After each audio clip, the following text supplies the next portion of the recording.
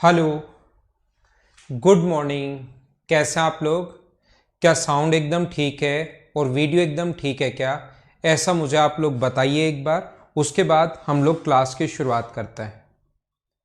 क्या साउंड एकदम ठीक है और वीडियो एकदम ठीक है क्या? ऐसा मुझे एक बार आप लोग बता दीजिए। Good morning, good morning, good morning.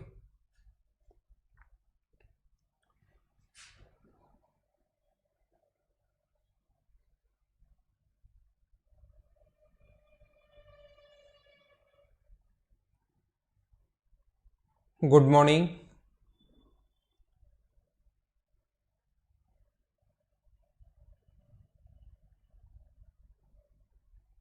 तो क्या हम लोग क्लास की शुरुआत करें? Good morning. तो हम लोग आज शुरुआत करते हैं 3D की। मैं कहीं नहीं गया, मैं तो यहीं था। शुरुआत कल भी यहीं था, परसों भी यहीं था, मैं कहीं नहीं गया। बस कुछ कभी कभार जैसे बारिश तेज हो जाती है तो पता नहीं क्या होता है, नेटवर्क में छोटा मोटा थोड़ा बहुत इश्यू आ जाता है, जिसके कारण क्लास फिर स्मूथ नहीं चल पाती। जैसे कल मैं आया तो क्लास स्टार्ट नहीं हुई। ठीक है, चलो मैं आप लोगों को छोटी छोटी चीजें बताता हूं। सबसे पहले मैं आप लोगों को, हम लोग 3D की शुरुआत कर रहे हैं और 3D में सबसे पहले मैं आप लोगों को समझा रहा हूं प्रिज्म के बारे में।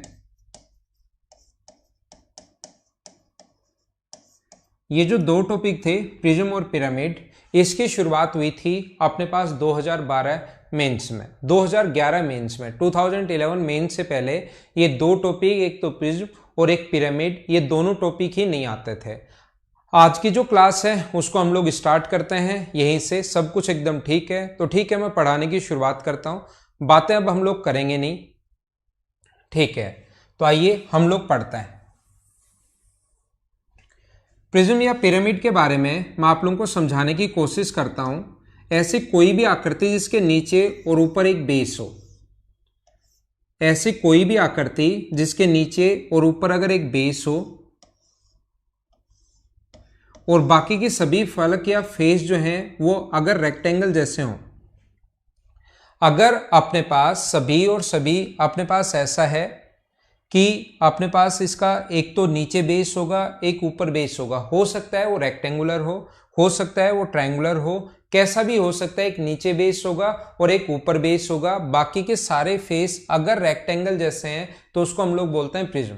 ध्यान रखना, यहां पर ऐसा हो सकता है, ऐसा हो सकता है कि अपने पास ऐसा हो,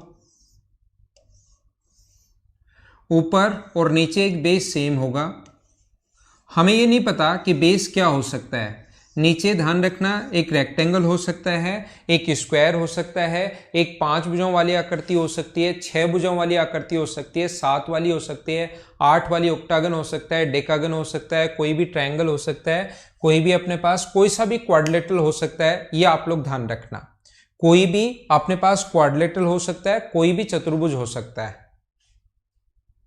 गुड मॉर्निंग, गुड मॉर्निंग। थोड़े लेट हो गया, कोई बात नहीं। लेकिन अब मैं आप लोगों को ये पढ़ा रहा हूं, नीचे और ऊपर बेस सेम होगा। ध्यान रखना, ऐसा कोई भी आकृति जिसके नीचे और ऊपर बेस सेम हो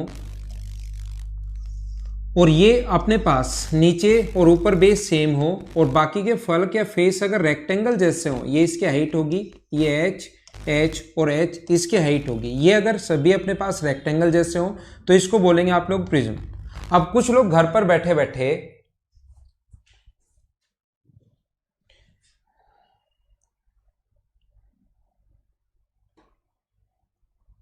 क्या आप क्लास तो ठीक चल रही है? क्या आप लोगों की क्लास तो ठीक चल रही होगी?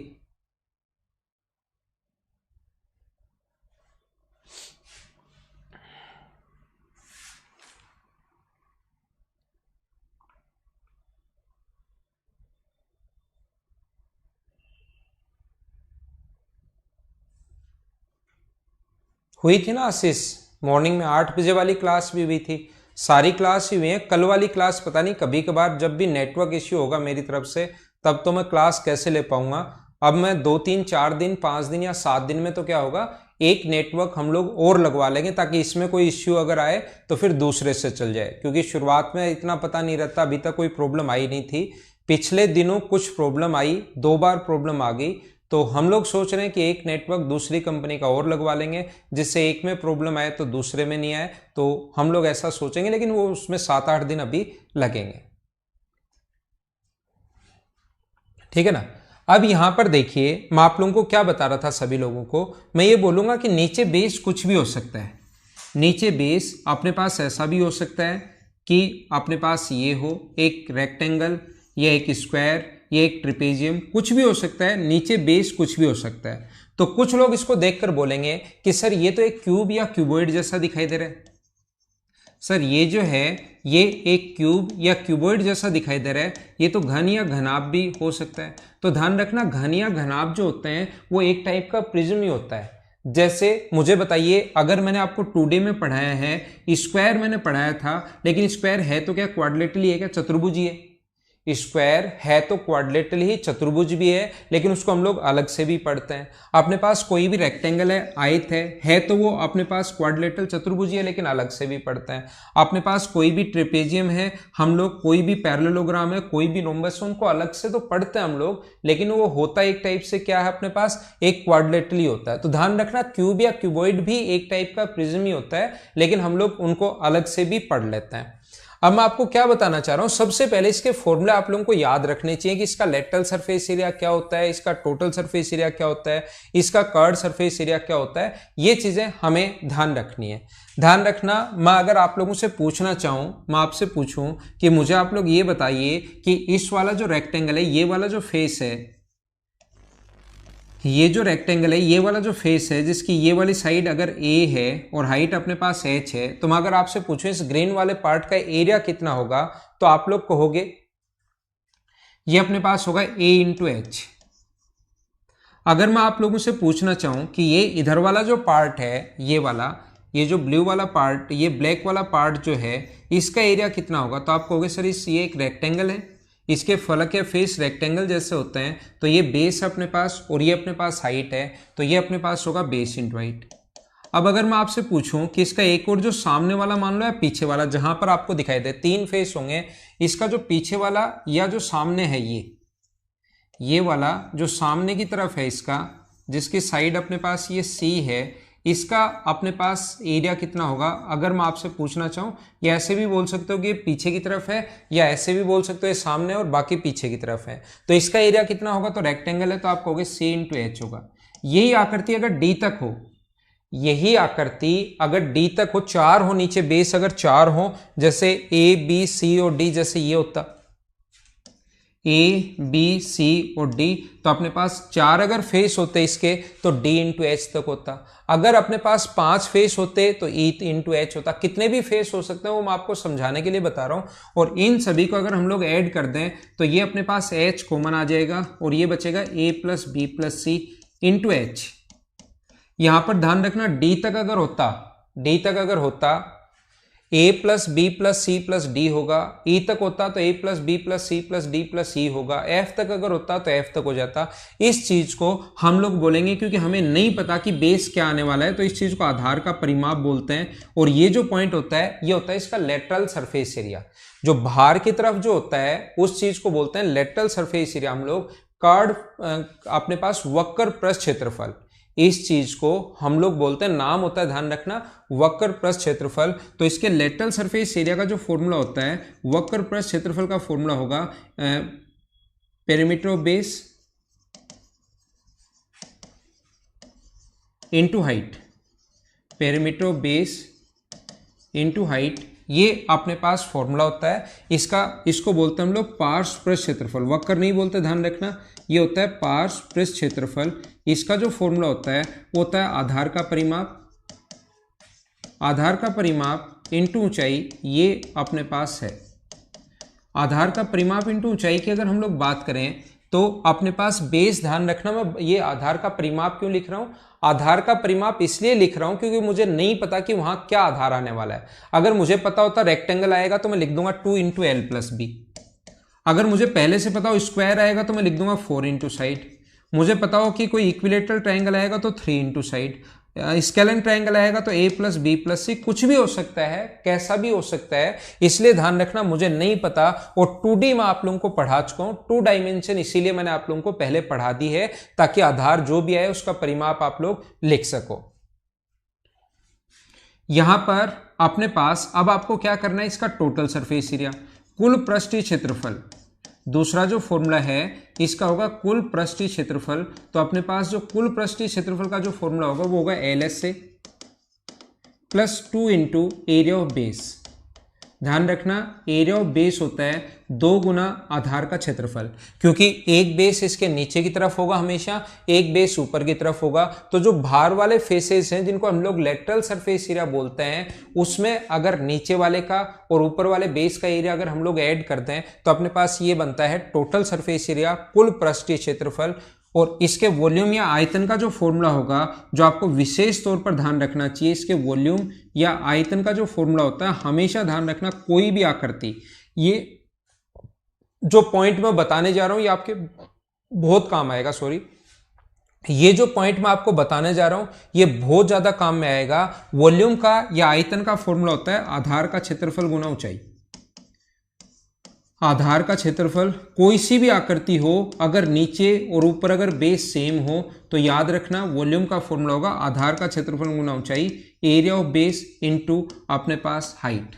मैं बार बार आधार का परिमाप, आधार का क्षेत्रफल ये क्यों लिख रहा हूं, क्योंकि ध्यान रखना हमें नहीं पता कि बेस क्या आने वाला है, हमें नहीं पता कि बेस क्या आने वाला है। अगर बेस स्क्वायर हो तो यहां पर साइड का स्क्वायर, बेस रेक्टेंगल हो तो L into B, base right angle triangle हो तो half into base into height. Base कुछ भी आ सकता है, ये बात आप लोग ध्यान रखना, इस चीज को आप लोग याद रखना। और अगर नीचे और ऊपर बेस सेम हो, नीचे और ऊपर अगर बेस सेम हो, नीचे और ऊपर अगर बेस सेम हो तो वॉल्यूम का फॉर्मूला हमेशा यही लगेगा। ये चीज ध्यान रखना, ये बहुत ज्यादा इंपॉर्टेंट है ये बात, ये लाइन, कि जब भी नीचे और ऊपर बेस सेम हो तो वॉल्यूम का फॉर्मूला, क्योंकि कभी भी अजीब आकृति का वॉल्यूम बनेगा ना, जैसे अपने पास ये आ गया कि ऐसे घर होते हैं जिसके आगे से तो हाइट कम होती है और पीछे से हाइट ज्यादा होती है, पीछे से हाइट ऐसे ज्यादा होती है, ऐसे घर बने हुए रहते हैं, ये वाला, इसका वॉल्यूम हम लोगों से पूछ लेगा।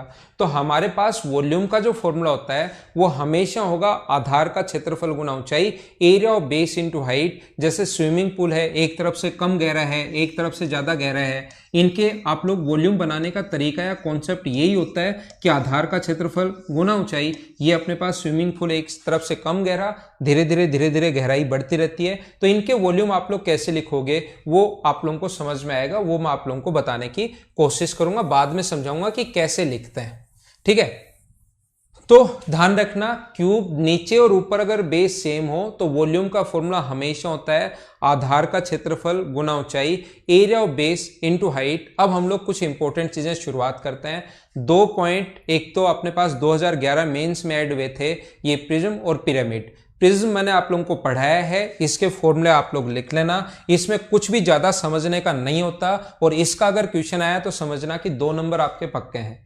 प्रिज्म हमेशा ही आसान आता है, हमेशा आसान आता है, पिरामिड हमेशा आसान रहता है नहीं। तो प्रिज्म मैंने 2D में 3D में सबसे पहले पढ़ा दिया है, और पिरामिड जो मैं 3D में सबसे लास्ट में पढ़ाऊंगा वो आसान नहीं रहता, वो थोड़ा सा अच्छे लेवल के उसके क्वेश्चंस बनते हैं, और उसके अगर बेसिक क्लियर होंगे, अगर दिमाग में आप लोग सोच पाओगे चीजें, उसकी बेसिक चीजें क्लियर होंगी तो आप लोग उन क्वेश्चंस को आसानी से कर लोगे, कोई प्रॉब्लम नहीं आएगी। लेकिन उनके अगर बेसिक क्लियर नहीं होंगे आपके तो फिर थोड़ी प्रॉब्लम आएगी।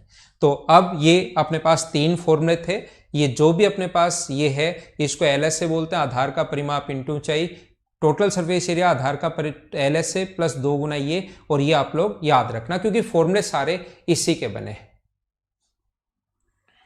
ठीक है। आशीष मीणा, पेपर कैसे एनालिसिस करना है? तो पेपर एनालिसिस का यहां तो मैं बता नहीं पाऊंगा अभी, क्योंकि हम लोग लगातार ही पढ़ते हैं, बातें नहीं करेंगे। मैं कभी आता हूं यूट्यूब पर 1-2 संडे में, तो उस पर मैं आपको कंप्लीट बताता हूं। पहले आप लोग देते रहो पेपर, अभी तो सिर्फ पेपर 2 और फिर मैं बताता हूं आपको, ठीक है। देखिए समझना मैं क्या बता रहा हूं, मैं आपको यह समझाना चाह रहा हूं कि अब हम लोग पढ़ेंगे क्यूब या क्यूबॉइड के बारे में। एक तो क्यूब होगा, घन होगा, इन दोनों के बारे में हम लोग पढ़ेंगे, क्यूब और क्यूबॉइड।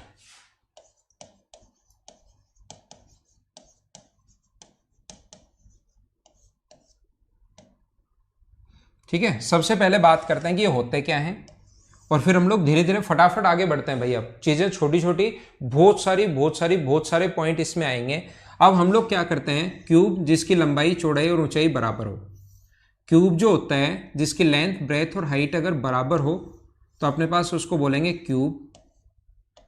ये भी साइड ए है, ये भी ए है और ये भी ए है। अगर लेंथ ब्रेथ और हाइट अलग अलग अगर हो तो उसको बोलते हैं हम लोग क्यूबॉइड।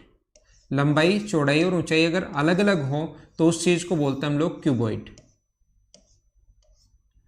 ये एल है, ये बी है, ये एच है। सबसे पहले प्रिज्म मैंने आपको इसलिए पढ़ाया क्योंकि सारे के सारे पॉइंट उसी से बने हैं, सभी फॉर्मूले उसी से बने हैं। तो इसमें अपने पास कोई भी रूम होगा क्यूब या क्यूबॉइड टाइप का ही होता है रूम लगभग, तो हम लोग क्या करते हैं, इसका लेटरल सरफेस एरिया का जो फॉर्मूला होता है वो होता है आधार का परिमाप गुना ऊंचाई। आधार का परिमाप एक स्क्वायर है तो 4a और ऊंचाई भी a है तो ये आ गया 4a²।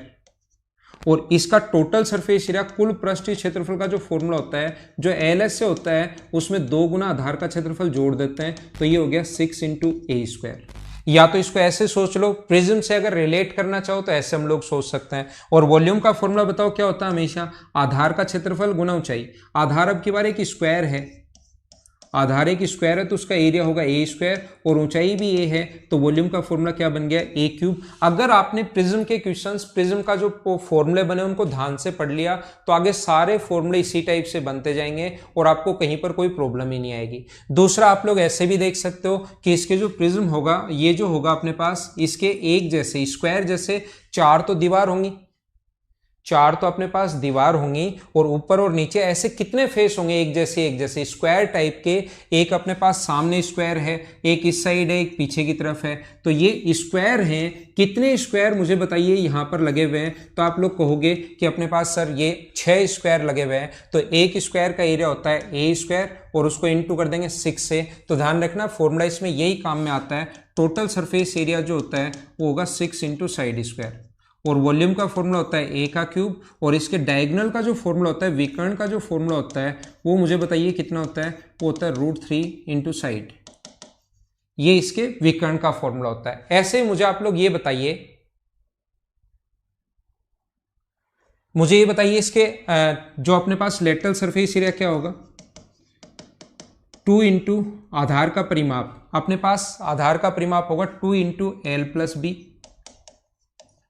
Into H। ये लो अपने पास LS से आ गया और LS से ही अपने पास इसके चारों दीवारों का क्षेत्रफल होता है। LS से अपने पास आधार का परिमाप गुना ऊंचाई, थोड़ी देर पहले समझा कर आया हूं, ये भी एक टाइप का प्रिज्म ही है। मुझे आप लोग ये बताइए कि अपने पास LS का फॉर्मूला क्या होता है, लेटरल सरफेस एरिया। तो लेटरल सरफेस एरिया में आप बोलोगे कि सर आधार का परिमाप गुना ऊंचाई होता है। तो मुझे बताओ, बेस अगर एक रेक्टेंगल है तो आधार का परिमाप क्या बनेगा, रेक्टेंगल अगर है तो आधार का परिमाप 2 × L + B बनता है और इंटू कर देंगे अगर इसको H से तो 2 × L + B × H। ये अपने पास बन गया, क्या बन गया, इसका आधार का ये लेटरल सरफेस एरिया बन गया। और जहां पर इस चीज को लेटरल सरफेस एरिया को हम लोग चारों दीवार का क्षेत्रफल बोलते हैं, एरिया ऑफ 4 वॉल बोलते हैं, चारों दीवारों का क्षेत्रफल, area of 4 wall. Area of 4 wall का क्षेत्रफल, ये इसका फॉर्मूला कैसे बना, एरिया ऑफ 4 वॉल। क्या आप लोग सारे लोग समझ पाए हो क्या? पुनीत की हेल्प करो भाई, जो भी एडमिन में अभी है, जो भी प्रॉब्लम्स देख रहा है बच्चों की, आप मेरे कमेंट सुन रहे होंगे तो मैं अभी, आप हेल्प कीजिए। पुनीत की क्या हेल्प चाहिए, पुनीत सिंह बताओ भाई क्या हेल्प चाहिए आपको।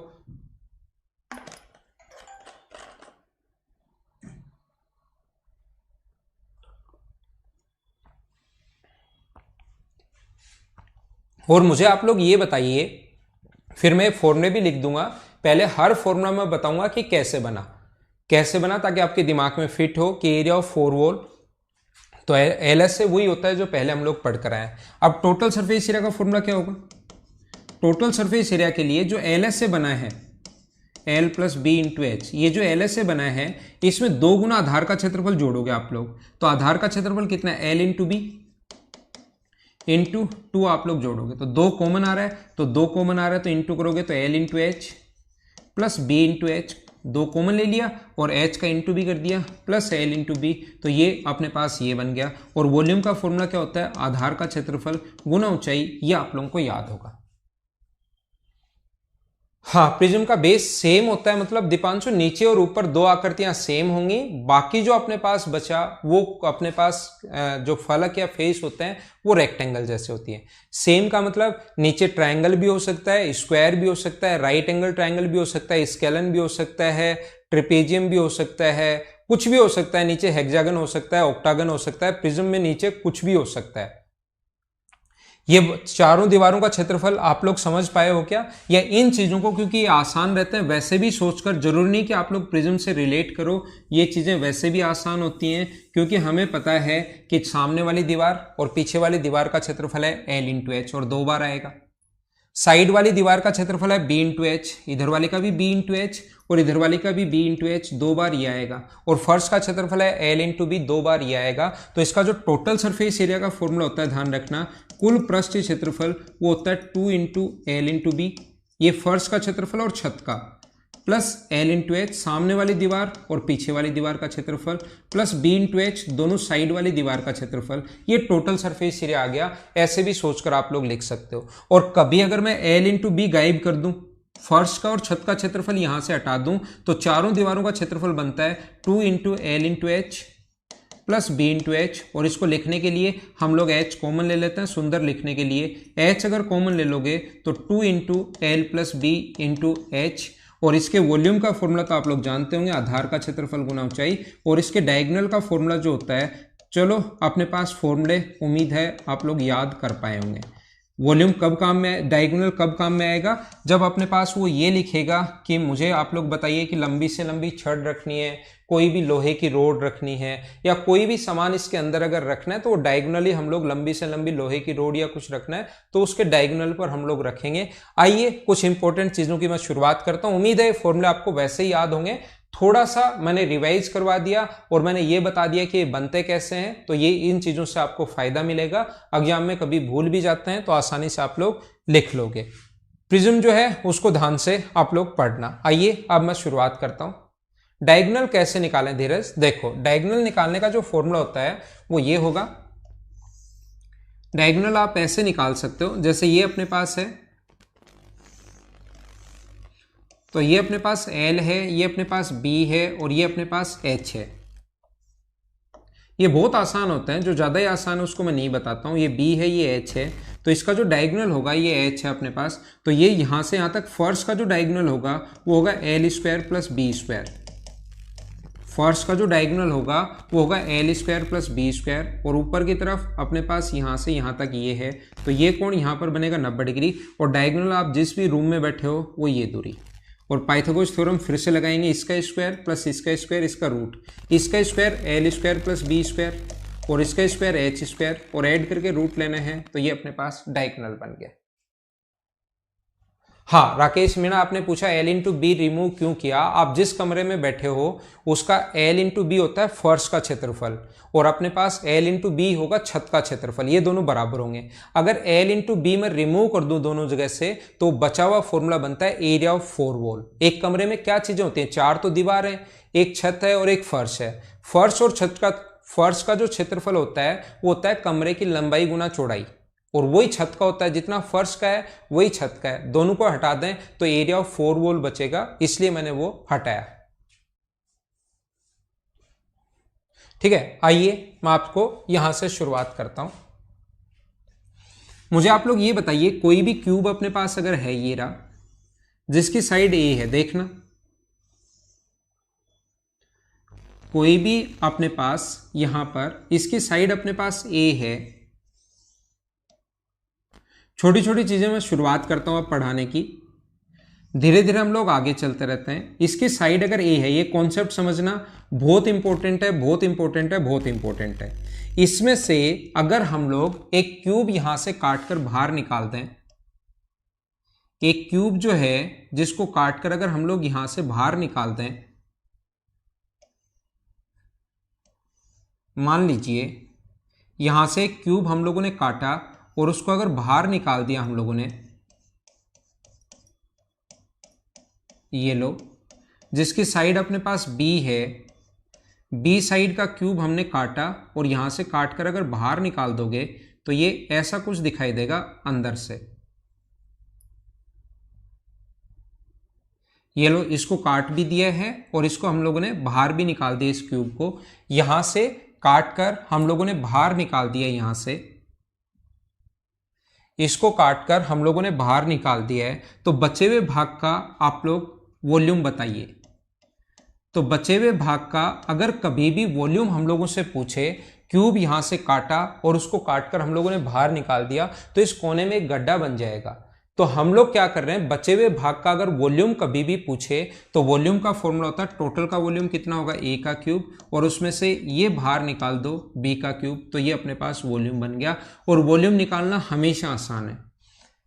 मैं एक बहुत इंपॉर्टेंट, बहुत अच्छा और एकदम कॉन्सेप्ट जो होता है वो आपको समझाने की कोशिश करूंगा अगले 4 या 5 मिनट में, और इसके 2 क्वेश्चन 100% आने हैं जब भी आप लोग मेंस देने बैठोगे। 100% 2 क्वेश्चंस आएंगे। तो याद रखना, ये अपने पास वॉल्यूम निकालना आसान होता है, तो ये बन गया अपने पास ए क्यूब माइनस बी क्यूब। लेकिन इसके साथ ही मैं आपको ये समझाना चाहूंगा, मैं हर चीज आपको 2D से थोड़ा सा बताऊंगा ताकि आप लोगों के दिमाग में रिलेट हो वो चीजें। मुझे बताओ, कोई भी अगर अपने पास रेक्टेंगल है जिसकी लंबाई अपने पास 10 है और चौड़ाई अपने पास 8 है, मुझे आप लोग ये बताओ, सभी लोग ये रेक्टेंगल था, इसमें से अगर मैं 2 सेंटीमीटर साइड वाला एक स्क्वायर यहां से काट कर बाहर निकालूं तो एरिया घटेगा या बढ़ेगा? अगर 2 सेंटीमीटर साइड वाला स्क्वायर काट कर इसमें से बाहर निकाल लूं तो एरिया घटेगा या बढ़ेगा?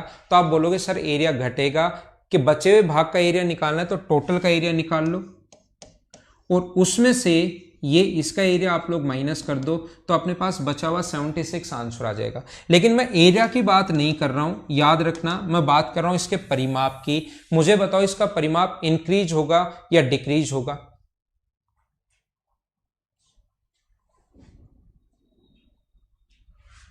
हाँ, पैरेललोपाइड और रेक्टेंगुलर क्यूबॉइड दोनों सेम ही होते हैं, एकदम सही बोल रहे हो आप।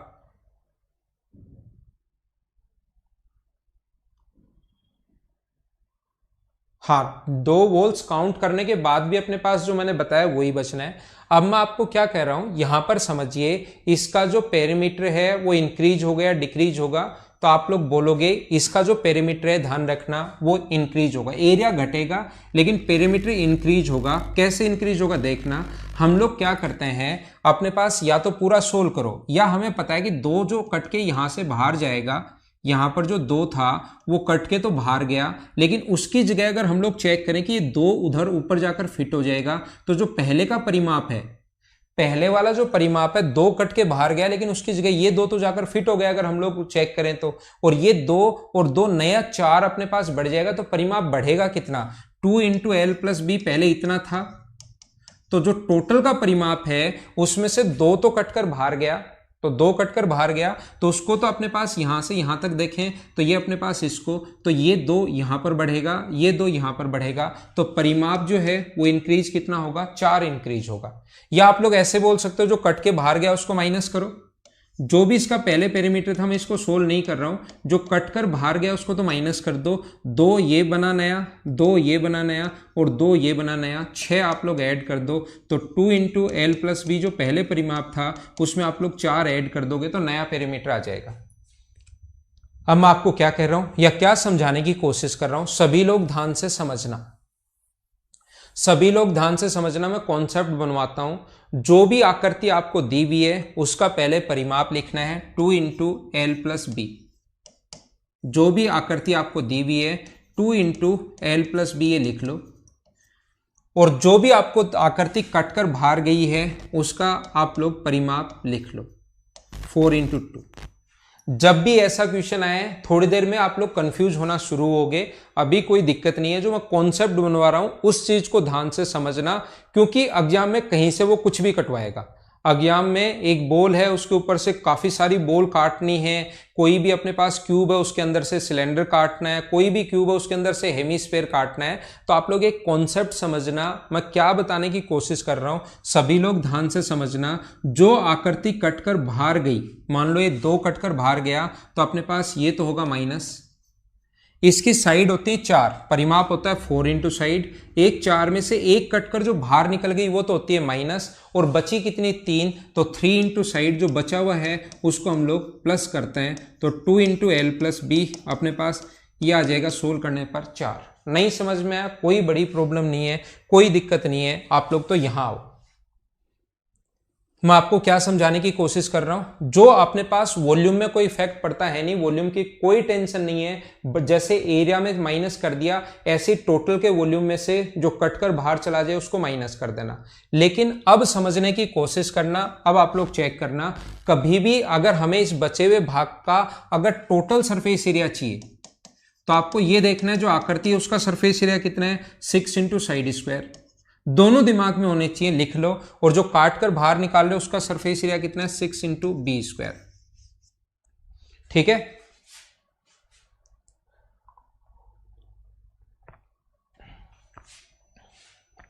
इस कोने से काटकर अगर आप लोग बाहर निकालोगे तो बताओ कितने फेस बाहर जाएंगे, या आप लोगों को नहीं समझ में आए कितने फेस बाहर जाएंगे तो कोने पर कितने भाग को टच कर सकते हो आप, तो 3 को टच कर सकते हो, तो 3 बाहर चले गए, 3 यहां से बाहर चले गए, टोटल 6 थे, 3 अगर बाहर चले गए वो तो बाहर गए, वो तो माइनस, लेकिन टोटल 6 होते हैं, जो गए वो तो माइनस करोगे, लेकिन जो बचे हुए हैं उसको आप लोग प्लस करोगे। तो ध्यान रखना कोई इफेक्ट नहीं पड़ेगा, टोटल सरफेस एरिया सेम ही रहना है। अगर यहां से एक क्यूब काटकर आप लोग बाहर निकाल देते हो तो, क्योंकि नया जो क्यूब बनेगा ये, उसका एक तो फेस अपने पास ये वाला, एक फेस अपने पास ये नीचे वाला, और एक फेस ये पीछे वाला, ये 3 नए फेस बन जाएंगे, 3 गए और 3 नए फेस बन जाएंगे, तो कोई इफेक्ट नहीं पड़ेगा। लेकिन आप लोग यहां पर कंफ्यूज हो गए तो मैं एक कॉन्सेप्ट बनवा देता हूं, जो गया वो माइनस कर देते हैं और बचा हुआ हम लोग प्लस कर देते हैं। यही हमारा तरीका होता है। धीरे धीरे जैसे जैसे बेसिक क्लियर होगा आप डायरेक्ट भी लिखना शुरू कर दोगे। अभी आपको नहीं समझ में आया कि मैं क्या समझाना चाह रहा हूं, मैं आपको क्या बता रहा हूं, देखिए। इसके क्यूब या क्यूबॉइड का कैसा भी क्वेश्चन आ जाए वो आप लोग खुद ही कर पाओगे, इसलिए चिंता करने की कोई जरूरत नहीं है। देखना, यहां पर मैं बोल रहा हूं कोई भी क्यूब है, क्यूब तो आपको बनाना आता ही है, कोशिश करना समझने की। मैं क्या बताना चाह रहा हूं उस चीज पर आप लोग ध्यान देना। मुझे आप लोग ये बताइए, कोई भी क्यूब में से अगर हम लोग यहां से एक साइड से, अब की बार कोने से नहीं, इस किनारे से, एक किनारे से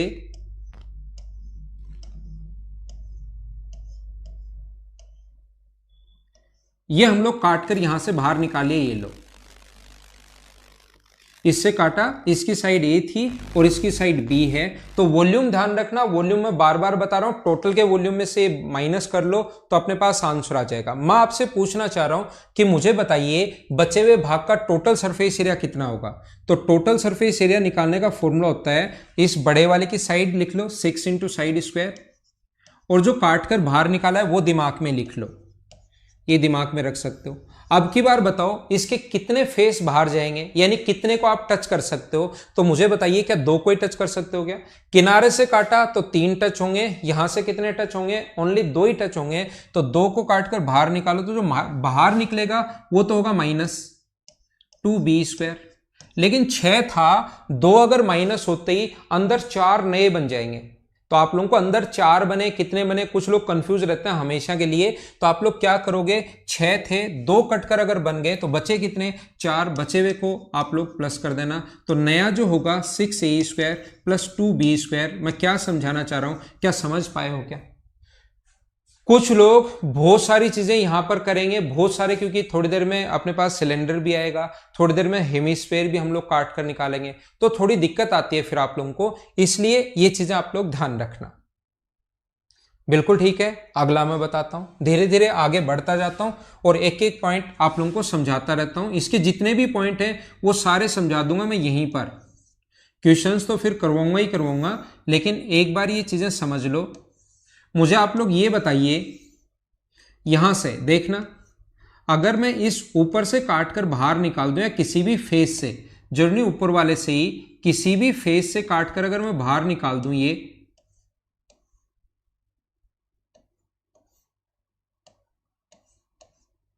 जिसकी साइड बी है और ये अपने पास ए है, ध्यान रखना ऊपर से या सामने से, इस साइड से, इस साइड से हम लोगों ने काटकर बाहर निकाला है। तो अब आप लोग बताइए कि इसका टोटल सरफेस एरिया, कुल पृष्ठीय क्षेत्रफल अपने पास कितना होगा। तो टोटल सरफेस एरिया जो होगा दोनों का लिख लो, इसका तो होता है 6 इंटू साइड स्क्वायर और इसका होता है 6 इंटू बी स्क्वायर। अब की बार मैंने कहा कोने से काटकर इससे निकालोगे तो 3 जाएंगे, इससे आप लोग एज से यहां से काटोगे तो 2 जाएंगे। अब की बार जो बाहर जाएगा वो क्या, मुझे एक ही बाहर जाएगा क्या, तो एक बाहर जाएगा और टोटल होते हैं 6, तो बचे कितने 5, 5d स्क्वायर, तो क्या 6a² प्लस 4b स्क्वायर, क्या यही अपना आंसर होगा क्या? सभी लोग बताइए। ठीक है, टोटल अपने पास जो बाहर जाए उसको तो आप लोग माइनस कर देना, जो बचे उसको आप लोग प्लस कर देना, बस यही हिसाब किताब लगता है, याद रखना मैं क्या बता रहा हूं। ऐसे बहुत सारे क्वेश्चंस बनेंगे, आए हुए भी हैं, आगे भी बनेंगे, मैं आप लोगों को बता दूंगा। ये एक क्यूब है, जैसे ये एक क्यूब है, इसमें से हम लोग क्या कर रहे हैं, यहां से ऊपर से इसकी साइड अपने पास ए है और यहां से एक हम लोग हेमीस्फेयर, अभी मैंने नहीं पढ़ा है लेकिन आपको इसके वॉल्यूम टोटल सरफेस एरिया का फॉर्मूला पता होगा। आर अगर है, ये ए है और ये अपने पास आर है, तो जो अपने पास बचे हुए भाग का वॉल्यूम अगर पूछे, वॉल्यूम कभी भी पूछे तो जो टोटल के वॉल्यूम में से जो आकृति काट कर बाहर निकाल ली उसका वॉल्यूम आप लोग माइनस कर लेना। लेकिन अगर कभी टोटल सरफेस एरिया पूछे तो कुछ भी आ जाए, एक ही कॉन्सेप्ट बनाओ दिमाग में,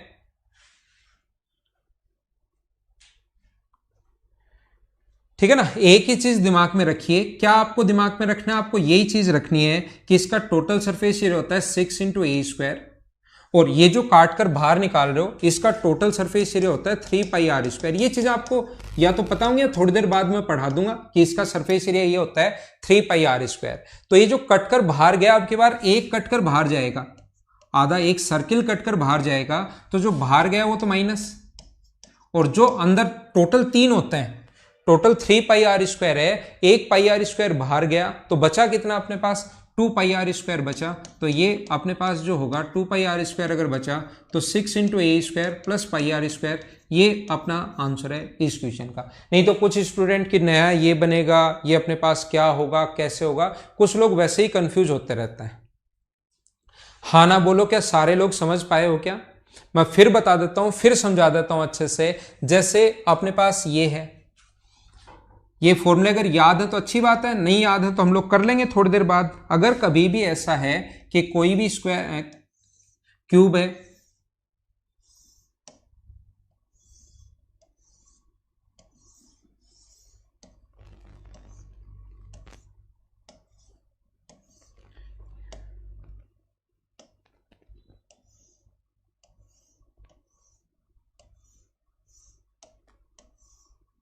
ये अपने पास ये है, इसकी साइड तो अपने पास ए है, इसकी रेडियस आर है और हाइट मान लो एच है।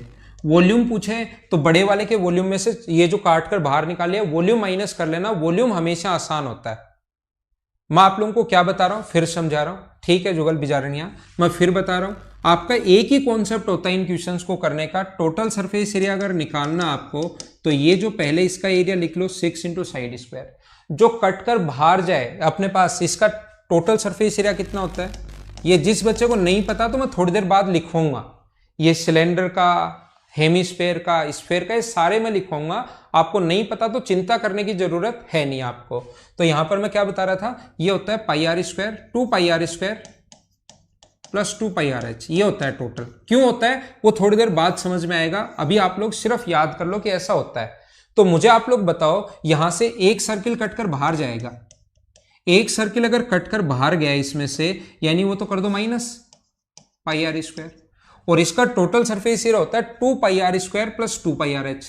तो एक सर्किल कटकर बाहर गया वो तो कर दिया माइनस, लेकिन बचा क्या, एक तो सर्किल बचा, 2 थे, प्लस 2πrh बचा, तो इससे एक कट गया और अपने पास बचा कितना 6 × a² प्लस 2πrh, ये अपने पास टोटल सरफेस एरिया होगा। थोड़ी देर बाद क्या होगा, जैसे जैसे मैं प्रैक्टिस करवाऊंगा ना तब आपको याद हो जाएंगे। एक बार मैं दिमाग में बिठाता हूं इन चीजों को कि एक कॉन्सेप्ट होता है। थोड़ी देर बाद हम लोग क्या करेंगे, हम लोग करेंगे टोटल सरफेस एरिया में ये कटकर बाहर गया, तो ये कटकर बाहर गया तो क्या जितना क्षेत्रफल इसका होगा उतना नीचे नया बन गया है क्या, तो टोटल सरफेस एरिया में नो चेंज। नया चेंज कौन सा होगा, जो इसके बाहर चारों दीवारों का क्षेत्रफल है वो चेंज होगा। तो 2πrh, ये स्टेप से हम लोग बच जाएंगे। ऐसे भी कर सकते हो, लेकिन एक बार अगर कंफ्यूज होते हो बार बार तो याद रखने का ये एक अच्छा तरीका है। ठीक है।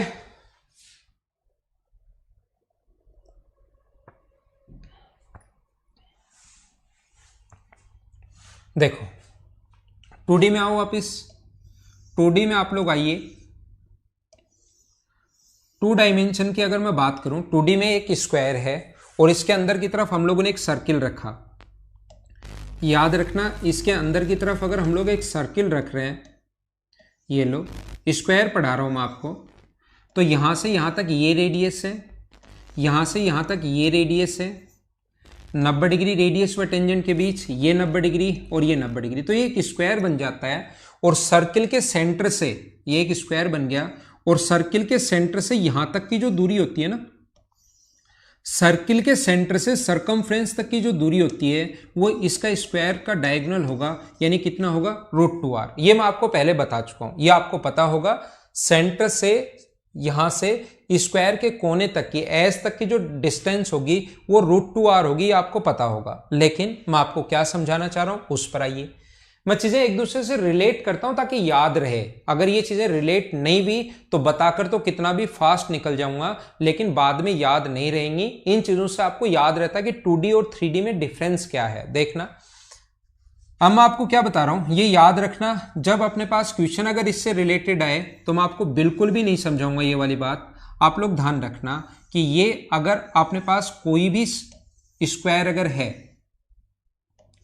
ये जो है अपने पास एक स्क्वायर है, और हाँ ना बोलना कि समझ में आया या नहीं आया। इसके अंदर की तरफ अगर हम लोग कभी भी एक गोला अगर रख दें, एक स्फेयर रख रहे हैं, इसके अंदर की तरफ एक हम लोग स्फेयर रख रहे हैं, गोला रख रहे हैं, ध्यान रखना बॉल रख रहे हैं। 2D नहीं है, 3D है। 2D में स्क्वायर के अंदर सर्किल रख रहे हैं। अब की बार 3D की आकृति है, तो 3D में हम लोग क्यूब के अंदर एक हम लोग स्फेयर रख रहे हैं, घन के अंदर एक गोला बॉल की आकृति रख रहे हैं। तो मुझे आप लोग ये बताइए, ये समझाने की कोशिश कीजिए यहां पर कि ऐसा अगर कभी भी है,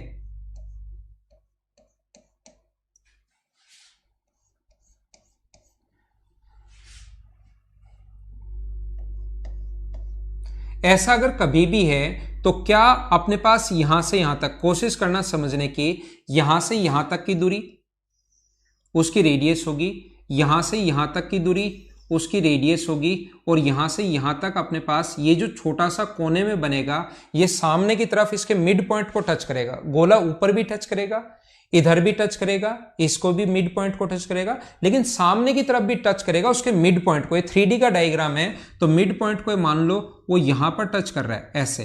तो ध्यान रखना, ये जो छोटा सा यहां पर बनेगा वो एक स्क्वायर बन जाएगा इस कोने में। अगर मैं बात करूं कि छोटा सा ये जो बनेगा वो एक स्क्वायर बन जाएगा, ये बात आप लोग ध्यान रखना, इस चीज को आप लोग याद रखना। ये यहां पर इस चीज को अगर सही से अच्छे से आप लोग समझोगे तो इसके सेंटर से, ध्यान देना मैं क्या बता रहा हूं, ये जो ब्लैक कलर का गोला इसके अंदर है, स्फेयर जो है, उसकी रेडियस ऊपर टच करेगी, उसकी रेडियस यहां टच करेगी, और उसकी रेडियस सामने टच करेगी। किसी भी बॉल डाल देना, कोई भी क्यूबॉइड जैसे बॉक्स अगर आपके पास है उसमें बॉल डालना, तो बॉल ऊपर भी टच करेगी, साइड सभी पृष्ठ को टच करेगी, ऊपर भी, नीचे भी, इस साइड में भी, इस साइड में भी, सामने भी और पीछे की तरफ भी, सभी पृष्ठ को अगर टच करेगी तो उसके सेंटर से, गोले के सेंटर से, वो जो बॉल आपने डाली उसके सेंटर से ऊपर वाला पृष्ठ, सामने वाला और दाएं वाला, ये अगर अपने पास छोटा सा स्क्वायर बनेगा। मैं आपको बताना चाह रहा हूं कि इस गोले के, इस स्क्वायर के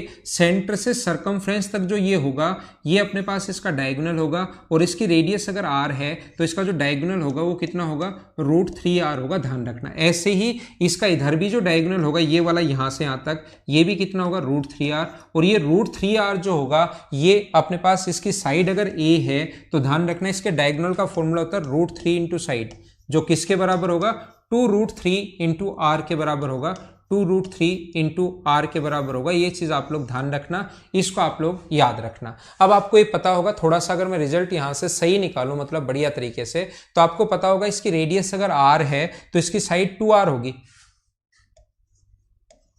तो इसकी साइड कितनी होगी, 2r। तो डायगोनल दो तरीके से आप लोग निकाल सकते हो। डायगोनल का फॉर्मूला होता है एक तो √3 इंटू साइड, तो साइड की जगह अपने पास r और r, तो साइड की जगह 2r करोगे तो डायगोनल जो होगा वो क्या 2√3 इंटू आर हो जाएगा क्या, इसकी जगह अगर 2r रखोगे तो।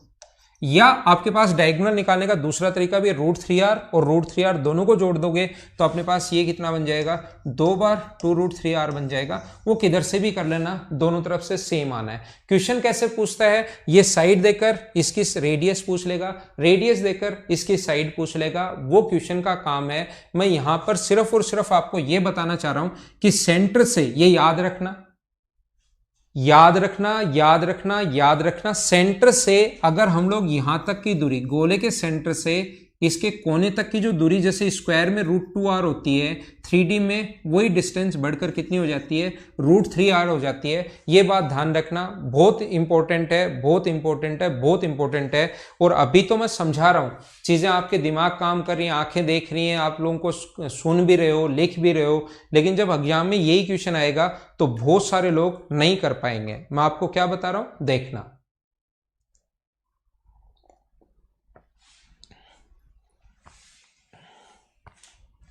ये अपने पास एक क्यूब है, ध्यान देना, ये अपने पास एक क्यूब है,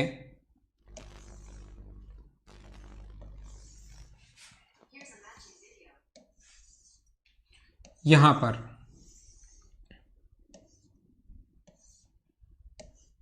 इसके अंदर की तरफ अगर हम लोग कभी भी, ये जो अपने पास है इसके अंदर की तरफ हम लोगों ने क्या किया, अब की बार 2 स्फेयर रख दिए। कितने रख दिए, 2 रख दिए। अब बताओ 3 रख सकता है, 2 रख सकता है, 4 रख सकता है, 5 रख सकता है, जितने मर्जी है उतने वो रख सकता है। तो अब अगर आपके दिमाग में ये चीजें रहेंगी तो वहां पर कंफ्यूज नहीं होगे, आप लोग इन चीजों को आसानी से कर लोगे अगर आपका ठीक तरीके से पढ़ा हुआ है। तो आप लोग ध्यान रखना, सेंटर से सरकमफ्रेंस तक की जो दूरी है, सेंटर से अपने पास इसके सेंटर से डायगोनल तक की जो दूरी है वो √3r होगी।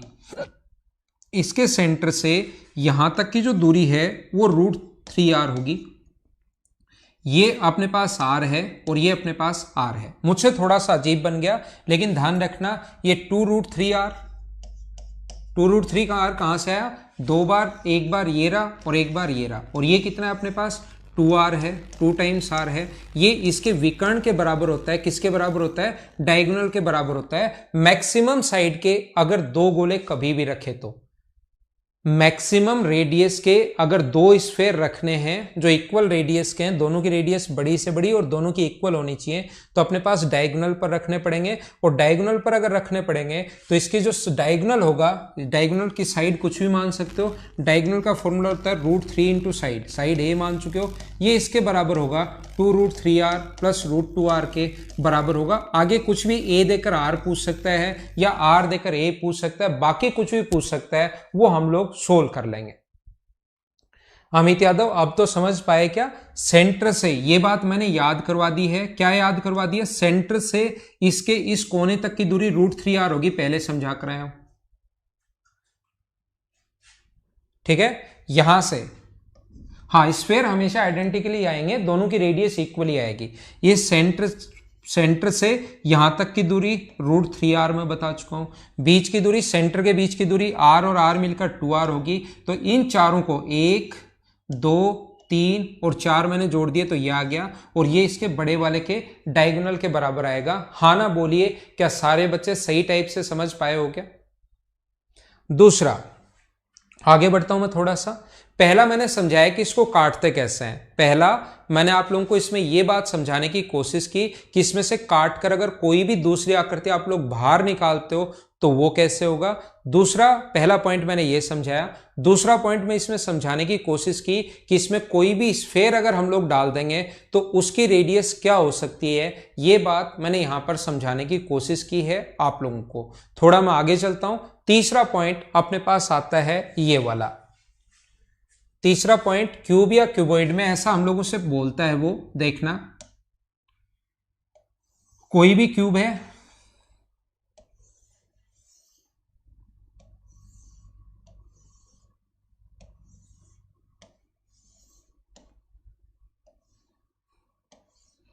जिसकी साइड अपने पास ए है, कोई भी क्यूब है जिसकी साइड हाँ, मैं यही चाहता हूं, बिल्कुल ठीक है अद्वैत एमए, बिल्कुल ठीक है। मैं यही चाहता हूं कि आप खुद सोचना शुरू करो, क्योंकि वहां पर चाहे मैं 40,000 चीजें पढ़ा लो, नया क्वेश्चन 100% आना है। अगले 10 साल तक लगातार अगर मैं सिर्फ और सिर्फ मेंसुरेशन ही पढ़ाता रहूं तो भी एसएससी, रेलवे या सीडीएस का एग्जाम दोगे, हमेशा नया क्वेश्चन बनेगा ही बनेगा। और वो आप लोग तब कर पाओगे जब नई चीजें आप खुद सोचना शुरू कर दो, और नई चीजें तभी कर पाओगे जब आप लोग, अगर ये बेसिक आप लोगों का क्लियर होगा, जब खुद सोचना शुरू करोगे। और यही मैं सिर्फ चाहता हूं कि आप लोग खुद सोचना शुरू करो चीजों को। जैसे आपके कमरे में मान लो आप जिस रूम में रह रहे हो वो क्यूब जैसा है, जिसकी साइड ए है। मान लो जिस रूम में रह रहे हो वो अपने पास क्यूब जैसा है, लंबाई, चौड़ाई और ऊंचाई बराबर है, ऐसा एक बार मान लो और अपने रूम को देख लो चारों तरफ नजर घुमाकर। ठीक है, देख लिया होगा आपने, देख लिया क्या? अब मैं आपसे ये पूछना चाहता हूं कि एक रस्सी को इस कोने से, आप जिस रूम में रह रहे हो, जिस रूम में रह रहे हो, आप जस्ट सामने एक कोना देखो, जहां पर आप बैठे हो उसके जस्ट सामने एक कोना देखो, और उससे एक रस्सी बांधनी है, और एक रस्सी को बांधकर आपको यहां पर लाना है, एक चारों तरफ इसके एक चक्कर लगाते हुए। सिर्फ कुछ लोग तो रस्सी की लंबाई मिनिमम क्या होगी, इससे इस कोने पर लाना है, तो तुरंत वो सोचेंगे ये लो चढ़ा दो, जिस कोने कोने ऊपर ले जाओ, सबसे मिनिमम डिस्टेंस यही होगी। जिस कोने को आप नीचे से देख रहे हो उसी कोने पर ऊपर की तरफ जानी चाहिए, तो आप लोग जहां पर देख रहे हो वो आप लोग सोचोगे ये होना चाहिए। लेकिन मैं बोल रहा हूं कि मिनिमम डिस्टेंस अपने पास के लिए एक चक्कर, लेकिन कंडीशन डाल दी कि एक कंप्लीट चक्कर होना चाहिए, एक राउंड लगाना है, रस्सी से एक राउंड लगाना है, और रस्सी ब्लैक कलर की है, तो उस रस्सी की मिनिमम लंबाई क्या होगी? ठीक है, तो याद रखना, कुछ लोग सोचेंगे कि रस्सी को एक कंप्लीट वो लगवाना है चक्कर, तो मैं क्या करता हूं, यहां से चलाना शुरू करता हूं, एक चक्कर वो यहीं कटवा देता हूं, और फिर ऊपर चढ़ जाती है रस्सी, ये लो। दूसरा स्टूडेंट सोचेगा मैं 20 तक यहां तक चढ़ाता हूं रस्सी को, और फिर एक चक्कर यहां से लगवा देता हूं, एक रस्सी का चक्कर लगवाया और ऊपर ये लो, तो उनकी लेंथ तो बराबर ही आएगी। तीसरा स्टूडेंट सोचेगा मैं पहले ऊपर चढ़ा देता हूं और फिर एक चक्कर लगवा देता हूं, तो अपने पास, तो ध्यान रखना मिनिमम लंबाई इससे नहीं आएगी। मिनिमम लंबाई का मतलब जो अपने पास मिनिमम लेंथ है, अगर आपको ये बुक मेरी दिखाई दे रही है, अगर आप लोगों को ये नोटबुक अगर दिखाई दे रही है, तो मैं आप लोगों को कह रहा हूं कि यहां से उसने चलना, मान लो ये अपने पास दो दीवार हैं, एक दीवार ये है, एक दीवार ये है आपके रूम की, और सामने वाली और इधर वाली दीवार हटा दी है। फर्श और छत तो ही है, लेकिन सामने वाली दोनों दीवार आपके रूम की हटा दी है, क्योंकि नहीं तो अंदर से रूम आपको दिखाई नहीं देगा। तो ध्यान रखना, जब भी अगर आप लोगों को मिनिमम डिस्टेंस अगर कभी भी पूछे, जैसे मान लो दो दीवार पर ही चलना है, चलो इसको छोड़ो, दो पर ही चलना है मान लो, जैसे अपने पास चींटी वाला क्वेश्चन आता है, मैं आपको क्या बता रहा हूं, ऐसा आपका रूम है, रूम में देखो, और यहां पर आप लोगों को दो दीवार, सारे के सारे पॉइंट जितने भी कॉन्सेप्ट हैं, क्यूब इतना डीप से इतना एक जगह आपको कहीं पर मिलेगा नहीं। मैं आपको यह समझाने की कोशिश कर रहा हूं कि इस कोने से, और आप लोगों को अब की बार इस कोने पर नहीं आना, इस कोने पर जाना, और मिनिमम लेंथ क्या होगी रस्सी की। तो आप लोग सोचोगे मिनिमम जो लेंथ होगी रस्सी की, कुछ स्टूडेंट ऐसे सोचते हैं कि अपने पास यहां से यहां तक डायगोनल पर चला दूं मैं चींटी को, चींटी ले लो कि कोई भी चींटी है जिसको मिनिमम डिस्टेंस कितनी होगी अगर इस कोने से इस कोने पर पहुंचती है, तो पहली बात कुछ लोग सोचेंगे कि सर डायगोनल, तो ध्यान रखना चींटी उड़ नहीं सकती, या रस्सी अपने पास डायरेक्ट नहीं बांधनी है, या चींटी उड़ नहीं सकती, ऐसा नहीं, इसके साथ साथ चलानी है। तो कुछ लोग सोचेंगे ये होना चाहिए, अगर ये अपने पास ए है तो ये होगा √2a, ये इसको 1 मानो तो ये √2 होगा, और ये अपने पास 1 होगा, तो रस्सी की लंबाई होगी √2 + 1, या चींटी के द्वारा चलेगी जो डिस्टेंस होगी वो √2 + 1 होगी। एक दूसरा स्टूडेंट बोलता है कि सर जब मिनिमम ही चलवाना है तो क्या मैं ऐसे चलवा सकता हूं क्या, सामने वाली दीवार पर ऐसे जाए वो यहां तक, और फिर इससे इसके ऊपर ऐसे चढ़ जाए, क्या ऐसे कर सकते हैं क्या? तो मैं कहूंगा हाँ, मिनिमम लेंथ होनी चाहिए, मिनिमम चलना उस चींटी को। या तो चींटी वाला क्वेश्चन बनेगा कि मिनिमम चलना है, या अपने पास रस्सी का क्वेश्चन बनेगा। ऐसे दोनों क्वेश्चन सेम ही होते हैं, ये कि चींटी एक चक्कर लगाते हुए ऊपर चढ़ गई, या रस्सी एक चक्कर लगाते हुए ऊपर चली गई, ऐसे क्वेश्चन दोनों सेम ही होते हैं। तो याद रखना, अब की बार इसको कितनी दीवार पर चलना है, अब की बार अगर आप लोग चेक करोगे तो आपको दो दीवार पर चलना है, इस कोने से, मैं फास्ट तो नहीं हो गया ना, फटाफट बोल रहा हूं कुछ चीजें, क्योंकि आपका हो सकता है ये बात थोड़ी थोड़ी आपको पता हो तो आपको जो कमरा है उसके सामने वाली दीवार के नीचे वाले पॉइंट से आपके पीछे वाला जो पॉइंट है, जस्ट आपके पीछे जो पॉइंट है ऊपर की तरफ, वहां पर चींटी को पहुंचना है। मतलब आपकी मान लो ये सामने वाली दीवार है और ये आपका ये कोना है दूसरा, यहां पर पहुंचना है। तो चींटी या तो डायगोनल चले और फिर ऊपर चढ़ जाए, जैसे ये रही ऑरेंज कलर की चींटी है तो ये डिस्टेंस आ गई। या दूसरा चींटी क्या है, चींटी थोड़ी सी चालाक है और उसने क्या किया,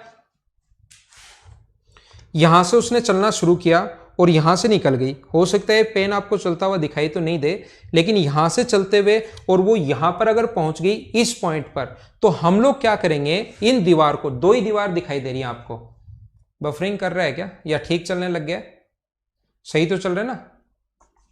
तो यहां से अपने पास यहां से चलेगी इस दीवार पर और इस दीवार पर, सामने वाली दो दीवार आपके रूम की हटा दी, नहीं तो रूम अंदर से दिखाई नहीं देगा। तो मुझे आप लोग बताइए, जिन दो दीवारों पर चलना है चींटी को, उनको आप लोग पीछे की तरफ खोल दिया करो, उसका डायगोनल बना लिया करो। दो दीवार पर अगर चलना है तो आप लोग क्या करोगे, इसको ऐसे बना दिया करो, एक ये रही दीवार जिसकी साइड ए है और एक इसके सामने वाली ऐसी दीवार थी सामने, लेकिन उसको भी मैंने पीछे की तरफ खोल दिया है। ये ए होगा और ये होगा। तो चींटी ने यहां से चलना शुरू किया, तो मुझे बताइए ये तो 2a है और ये a है, तो ये वाली दूरी जो है वो क्या √5a हो गई है क्या, ये वाली जो डिस्टेंस होगी है वो कितनी होगी, √5a, या 1 मानो, अगर ये 1 मानते हो तो √5 हो जाएगा। तो √5 की वैल्यू होती है 2.23 के समथिंग और ये होता है 1.414 प्लस 1। तो इस टाइप से आंसर आएगा 2.414 और इस टाइप से आंसर आएगा 2.3 के समथिंग मान लो। तो आप लोग ये मिनिमम है, तो ये आंसर ज्यादा ठीक है जब भी मिनिमम चले। मतलब मैं क्या बता रहा हूं, कभी भी मिनिमम अगर बनाना है इसका मतलब डायगोनल, मिनिमम अगर कभी भी बनाना है इसका मतलब आपको कितनी दीवार पर वो चल रहा है उससे कोई फर्क नहीं पड़ रहा। 2 पर चल रहा है तो 2 का डायगोनल, 3 पर चल रहा है तो 3 का डायगोनल, 4 पर चल रहा है तो 4 का डायगोनल। मैं क्या समझा रहा हूं, जैसे यहां पर आपको रस्सी को 4 दीवार पर चलना था, तो मिनिमम नाम अगर कभी भी आ जाए तो ऐसा नहीं कि नीचे से चक्कर लगाया ऊपर चढ़ गई, बीच में चक्कर लगाया ऊपर चढ़ गई, ऐसे नहीं। फिर हम लोग क्या करते हैं, ऐसे क्वेश्चंस को सोल्व करने का, कितनी दीवार पर वो चलेगी, 4 दीवार पर, तो 4 दीवार को पीछे की तरफ खोल दो, ए, दूसरी दीवार ये रही अपने पास, ऐसे थोड़ी दीवार अच्छी बनाओ, एक ये रही और एक अपने पास ये रही। ये 4 दीवार पर ऐसे चल रहा है, ए और हाइट भी ए है, तो यहां पर 4 दीवार पर अगर चलिए तो मिनिमम जो लेंथ होगी वो हम लोग ऐसे यहां से यहां तक। हाँ ना बोलिए, क्या आप लोग समझ पाए हो क्या। और इसका जो डायगोनल होगा वो अपने पास होगा 16a² प्लस a² का मतलब 17a² का मतलब √17a। रस्सी की जो लंबाई 4 दीवार पर चले तो 4, 5 दीवार पर चले तो 5, ठीक है। अभिषेक सिंह मैं आपको दिखाता हूं 12 और 13 नंबर का वीडियो, 32 मिनट के बाद नहीं चल रहा, मैं दिखवाता हूं आज, है ना।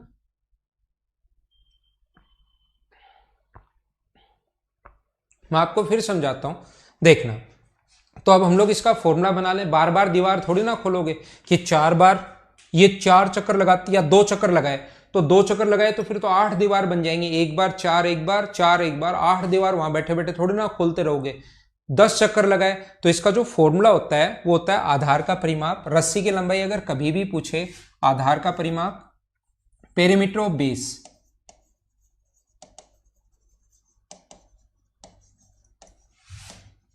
इंटू एन क्या है यहां पर, number of rounds, plus h का स्क्वायर, साइड का स्क्वायर, और इसको हम लोग ये कर लेते हैं, ये अपना आंसर आ जाएगा।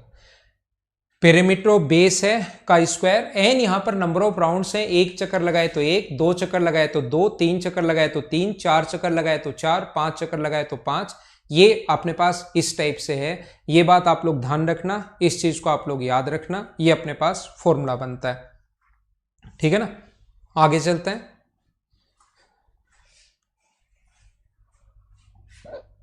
कभी भी अपने पास एक क्यूब के पास दूसरा क्यूब अगर रख दिया जाए, एक क्यूब के पास दूसरा क्यूब अगर रख दिया जाए, कभी भी ये क्यूब है जिसकी साइड ए है, सेम साइड का दूसरा क्यूब अगर रख दिया जाए तो ये अपने पास एक क्यूबॉइड बन जाएगा। ये अपने पास जो बन जाएगा वो एक क्यूबॉइड बन जाएगा। और इस क्यूबॉइड का वॉल्यूम बताओ, तो एक का वॉल्यूम निकाल लो, इंटू कर दो 2 से, तो वॉल्यूम बन जाएगा। लेकिन कभी भी टोटल सरफेस एरिया अगर पूछे तो टोटल सरफेस एरिया क्यूबॉइड बन गया है, जिसका surface area, total surface area का जो फॉर्मूला होता है क्यूबॉइड का, वो होता है 2 into L into B plus B into H plus H into L. ये अपने पास होता है टोटल सरफेस एरिया का formula 2 into L into B, B into H और एच इंटू एल, ये होता है। तो अपने पास लंबाई जो होगी, ये तो है 2a, लंबाई जो है वो अपने पास 2a है, ये अपने पास a into A plus a into 2a, तो ये 2a स्क्वायर, तो अपने पास ये क्या बन गया 10a स्क्वायर बन गया। इसका ज्यादा ठीक जो यूज है इस चीज का, वो हम लोग कैसे करते हैं, इस टाइप के क्वेश्चन को करने का ध्यान रखना, एक फेस इसके टच हो गया है, तो जो टोटल सरफेस एरिया में जो फेस टच हो गया है वो नहीं लेते हैं। एक फेस का एरिया है ए स्क्वायर, एक फेस का जो एरिया है वो ए स्क्वायर है, और दो फेस अगर टच हो गए हैं तो टच वाले फेस हम लोग नहीं लेते, ए स्क्वायर, और अपने पास हैं कितने 5 इसके बचेंगे, 5 इसके बचेंगे, तो गुना कर देंगे 10 से। ये ज्यादा ठीक है, ऐसे भी कर सकते हो, ऐसे भी कर सकते हो, या आपको पता होगा कि तरीके बदलने से आंसर्स नहीं बदलता है। आओ आगे चलते हैं। क्या बात समझ पाए हो क्या, 10a स्क्वायर बिल्कुल ठीक है भाई।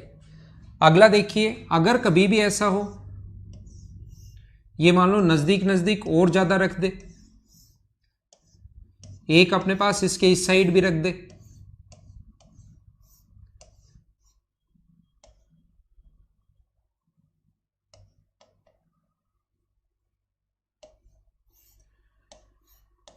एक अपने पास इसके इस साइड भी रख दे,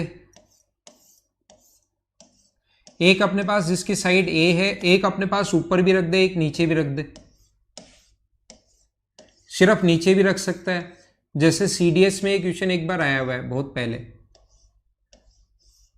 ये लो, अब बताओ कितने होंगे अगर साइड ए है तो, साइड अगर ए है तो फिर हम लोग क्या करेंगे, ए का स्क्वायर 1, और इसके अपने पास फेस कितने बचेंगे 5 5 5 और 5 20, तो ये बचे 6 से एक टच हो गया तो 5 ही बचे, एक टच हो गया 5, एक टच हो गया 5, एक टच हो गया 5, तो 20 तो ये वे, और बीच वाले के सिर्फ कितने बचेंगे 2 बचेंगे, तो 22a स्क्वायर ये अपना आंसर होगा। 22a स्क्वायर, क्या सभी लोग 14a स्क्वायर नहीं होगा, 22a स्क्वायर होगा, 20 भी नहीं होगा। मुबिन प्रमोद भट्ट आपका आंसर बिल्कुल ठीक है भाई, 20 नहीं होगा खान साहब। तो उम्मीद है आप लोगों को सभी को समझ में आई होंगी चीजें। थोड़ा सा कल क्यूब और क्यूबॉइड में और समझाता हूं, और उसके बाद हम लोग आगे चलेंगे। नेक्स्ट पॉइंट मैं आप लोगों को समझाऊंगा cylinder. Okay, thank you, bye bye, take care. घर के अंदर रहना और पढ़ाई आप लोग करते रहना।